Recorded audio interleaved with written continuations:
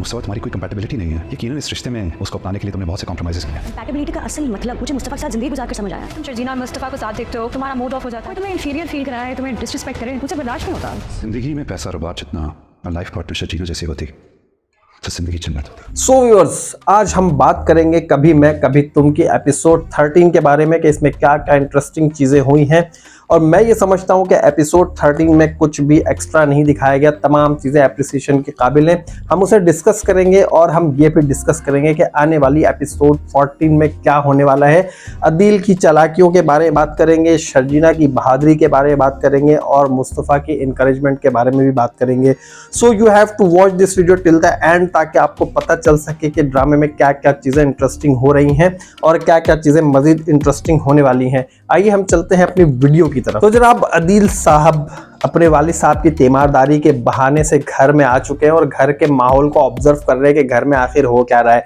और यहाँ पर मैं सबसे ज़्यादा जो क्रेडिट देना चाहूँगा वो देना चाहूँगा अदील की बहन को कि उसने तमाम चीज़ें बड़ी पॉजिटिवली बताई हैं अदील को कि जब वालिद साहब बीमार हुए तो किसने क्या कुछ किया मुस्तफ़ा के बारे में। उसने तमाम बातें बताई कि मुस्तफ़ा ने इनिशियली सारे पैसे खर्च किए एंजियोग्राफी, वालिद साहब के एडमिशन के लिए, उसके अलावा जो भी मेडिसिन और जो भी ट्रीटमेंट थी इनिशियली वो सारा कुछ मुस्तफ़ा ने खुद किया और उसके लिए उसने किसी से कोई कर्जा उधार नहीं लिया बल्कि अपने पैसों से किया है। तो उसने अदील ने बड़ा इस पर जो है ना एक अजीब सी फीलिंग आई उसे। उसने पूछा कि भाई आखिर मुस्तफ़ा कर क्या रहा है, क्या उसने कोई उधार कर्जा लिया है। तो जब उसकी बहन ने बताया कि वो कोई जॉब करने लगा है, ऑनलाइन जॉब है, but she doesn't know much about the job. Adeel ने मजाक उड़ाया कि यार मुस्तफ़ा जैसा बंदा जॉब, ये दो चीज़ें बड़ी डिफरेंट चीज़ें हैं तो दोनों एक वे में कैसे चल सकती हैं।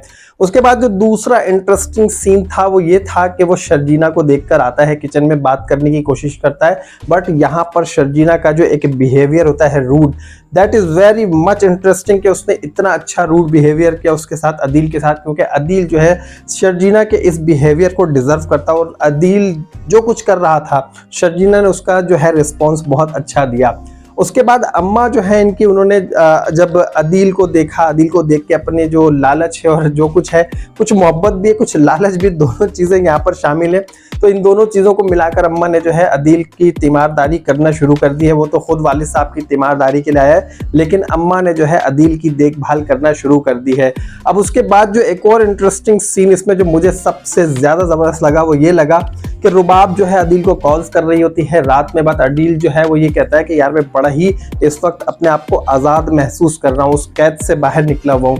और उसके बाद जो है वो रुबाब कॉल रख देती है, मेडिसिन लेती है और सुबह जो है वो अपनी किसी दोस्त के साथ, उसका कोई लंच का प्रोग्राम होता है, लंच में जब वो जाती है तो वो खड़ी रहती है और अपनी दोस्त की बातों को सुनती है। और कुर्बान जाइए उसकी दोस्त के कि उसकी दोस्त ने कितने ज़बरदस्त तरीके से सारी बातें की और ये बता दिया कि अदील इज़ वेरी हैंडसम और अदील ने जो है रुबाब से शादी की है जस्ट फॉर दी वेल्थ के, जो रुबाब की दौलत है वो अदील को किसी तरह मिल जाए।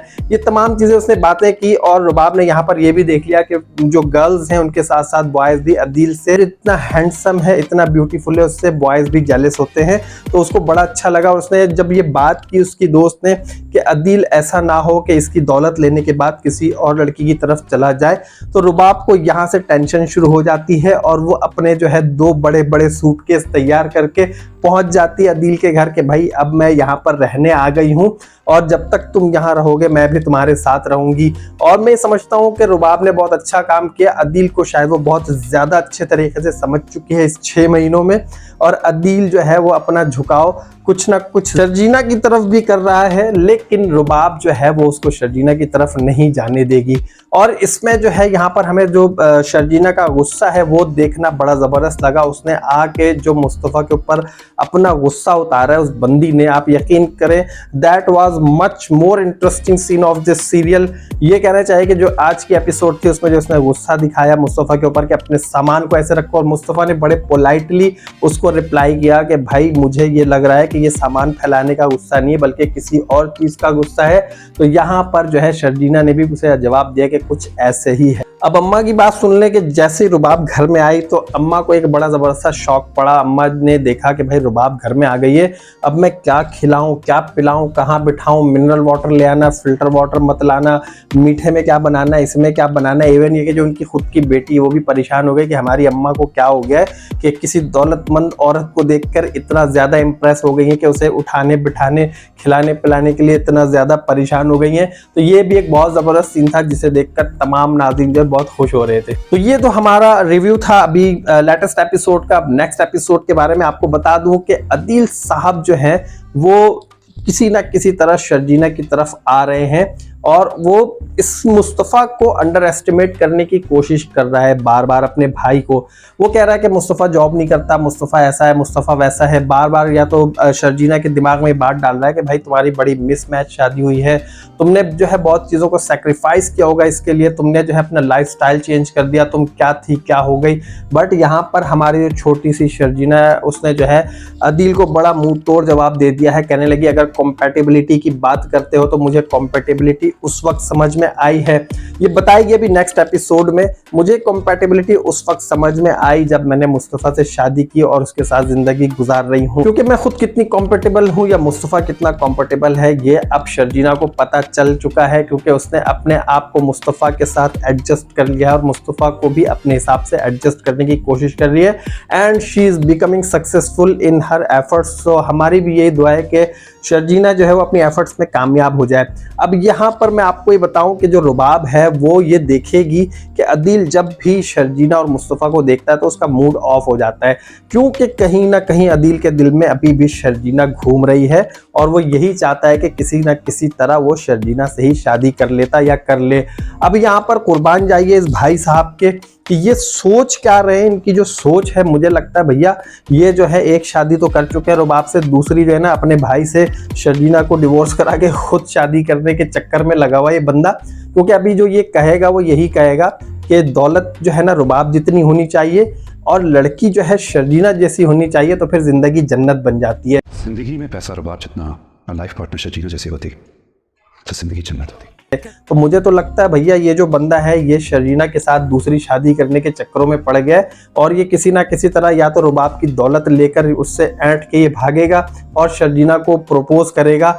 लेकिन यहाँ पर मैं समझता हूँ कि शर्जीना ने जिस तरह इसे अभी तक मुंह तोड़ जवाब दिया है आगे भी इसी तरह जवाब देती रहेगी और किसी ना किसी तरह मुस्तफ़ा को ट्रैक पर चला लेगी। जिस तरह हमने देखा है कि मुस्तफ़ा रिस्पॉन्सिबल बनता चला जा रहा है और ट्रैक पर भी चल रहा है, तो यही ट्रैक इसी तरह चलता रहेगा और हमारी शर्जीना कामयाब हो जाएगी और अदील को अपनी मुंह की खानी पड़ेगी। जो मैं एक लफ्ज़ कहता हूँ कि कुत्ते वाली होने वाली है, तो अदील की जो है वाकई कुत्ते वाली होने वाली है, क्योंकि इसके पास ना तो अभी दौलत आना है ना लड़की आनी है। ये अभी अकेला ऐसे ही घूमेगा और इसके बाद ना तो दौलत होगी ना लड़की, और ये अपने भाई के ऊपर ही डिपेंडेंट हो जाएगा। क्योंकि मुस्तफ़ा जितना कुछ अर्निंग कर रहा होगा तो अदील जो है उसके ऊपर ऐश करेगा आगे जाकर। यहाँ पर हम ये देखेंगे कि मुस्तफ़ा खुद भी परेशान हो जाएगा, क्योंकि वो अपने भाई की बातें सुन लेगा कि भाई ये एक जो है कॉम्पेटेबल शादी नहीं है, ये जो है एक मिसमैच शादी। सुनेगा खुद से, सुनने के बाद परेशान होगा। बट यहाँ पर शर्जीना बहुत ज़्यादा इनकरेज करेगी, उसकी हिम्मत बढ़ाएगी, उसे बताएगी कि जब कोई तुम्हें अंडर एस्टिमेट करता है तो मुझे बहुत बुरा लगता है, जब कोई तुम्हारे बारे में कोई गलत बात करता है तो मुझे बहुत बुरा लगता है। तो यहाँ पर मुस्तफ़ा की जो हिम्मत होगी बहुत ज़्यादा बुलंद हो जाएगी, ऊंची हो जाएगी और वो शर्जीना की तरफ देखेगा और यही सोचेगा कि यार मैं जो हूँ अब अपने आप को इस लड़की के काबिल बना ही लूँ जैसा ये चाहती है। और ये भी सोचेगा कि ऐसा ना हो कि किसी तरह मेरा भाई जो है इससे शादी कर ले या मुझे ये कहे कि डिवोर्स दे दूँ या कुछ।